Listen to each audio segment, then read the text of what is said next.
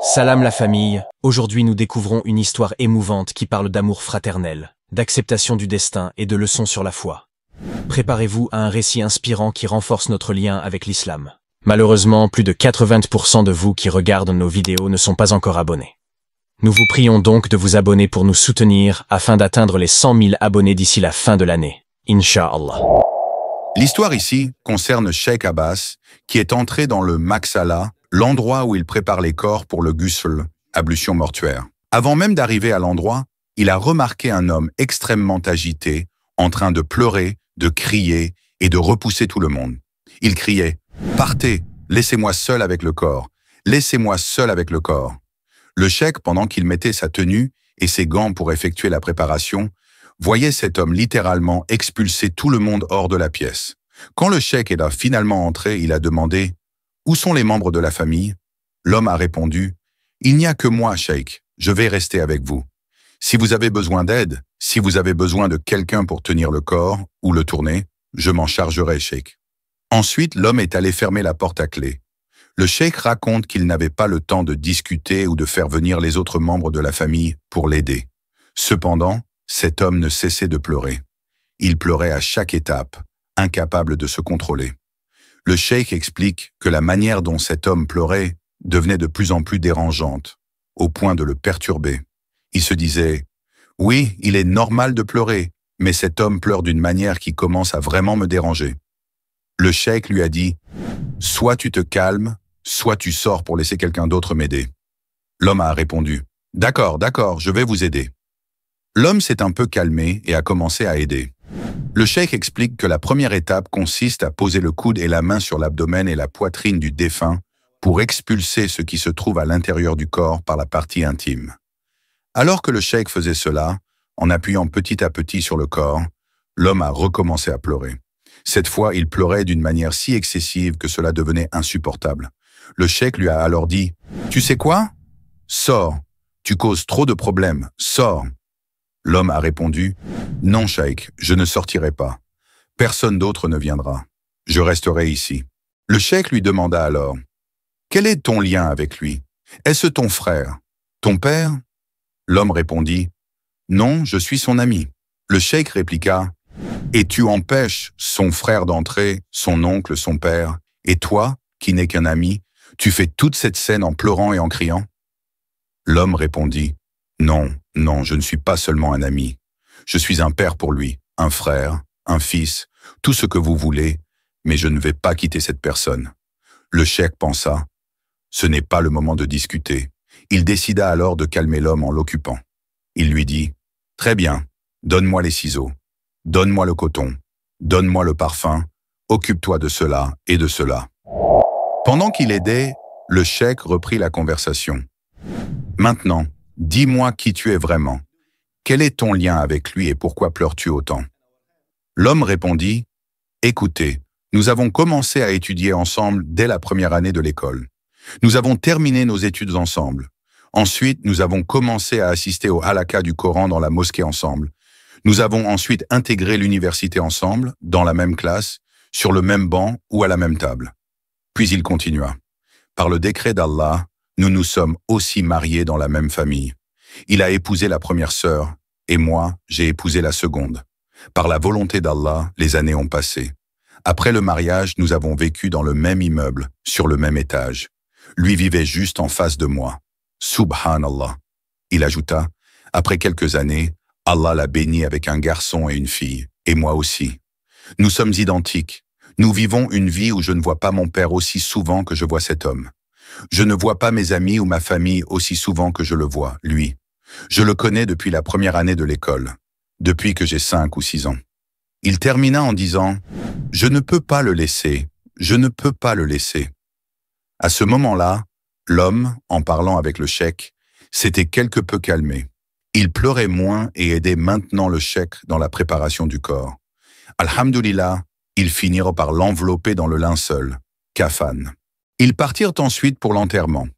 Le cheikh expliqua « Je vis près du cimetière le plus fréquenté de Jeddah, qui est aussi le plus grand. Il n'y a pas une seule prière obligatoire, fard, où nous ne prions pas sur 2 ou 3 janazas, funérailles. À Fajr, nous prions. À Dour, nous prions. À Asr, nous prions. Nous prions constamment. Il continua. Pendant que nous emmenions cet homme pour le dafn, inhumation, je me rappelle que, dans ce cimetière, comme dans d'autres endroits, il y a des rangées et des lignes de tombes.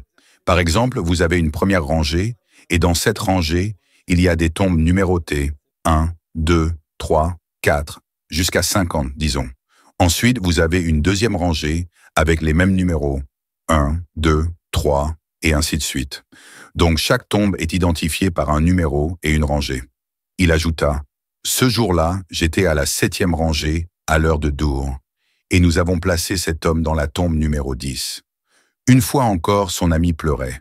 Il ne pouvait pas supporter le fait que son ami, qui était bien plus qu'un frère pour lui, soit décédé.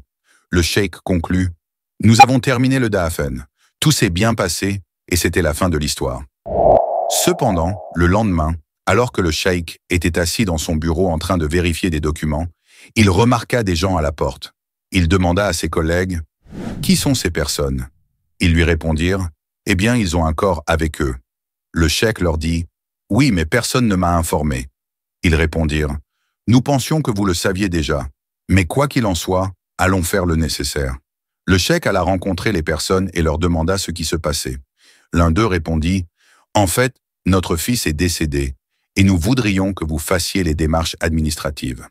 Voici le document que nous avons reçu de l'hôpital. » Le cheikh leur dit, « Très bien, attendez-moi. Je vais aller changer de vêtements, enfiler mes gants et je vous rejoindrai, Inch'Allah. » Après s'être préparé, le cheikh alla sur place pour voir le corps.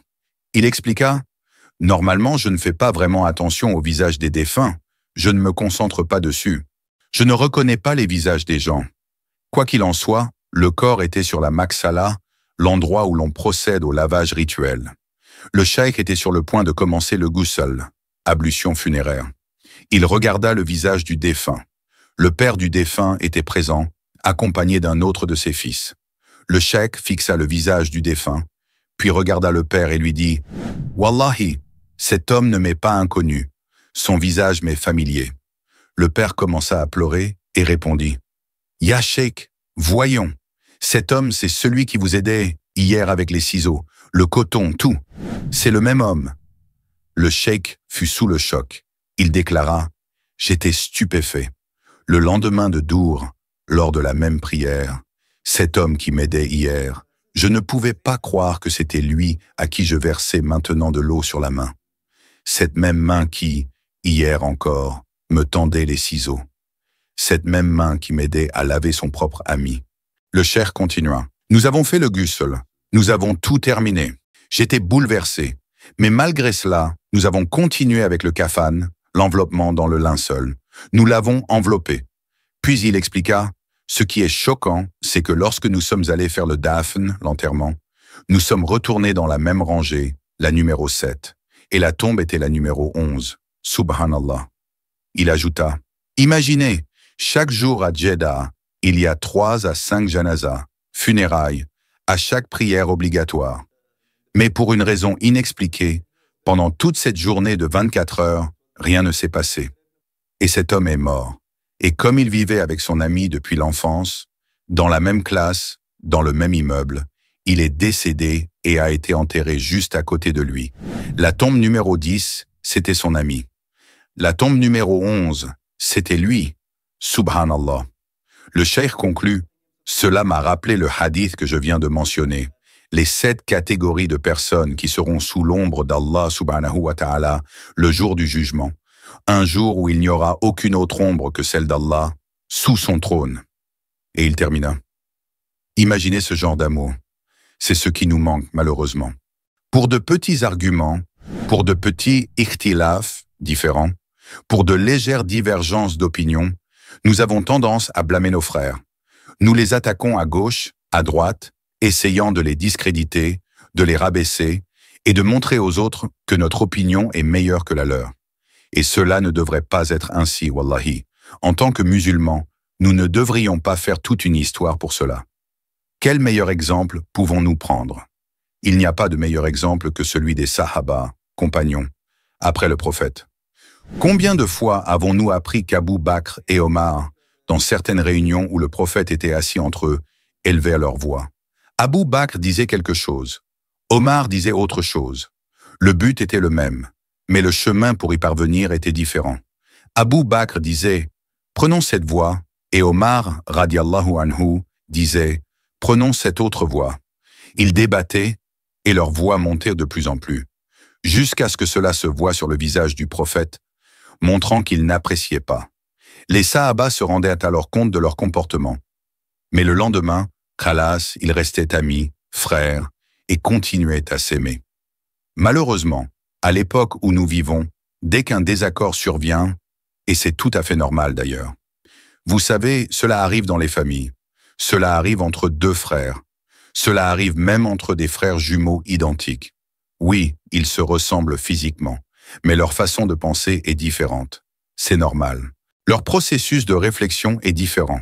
Cela arrive, subhanallah. Mais cela ne signifie pas que je vais l'humilier pour prouver que j'ai raison et qu'il a tort.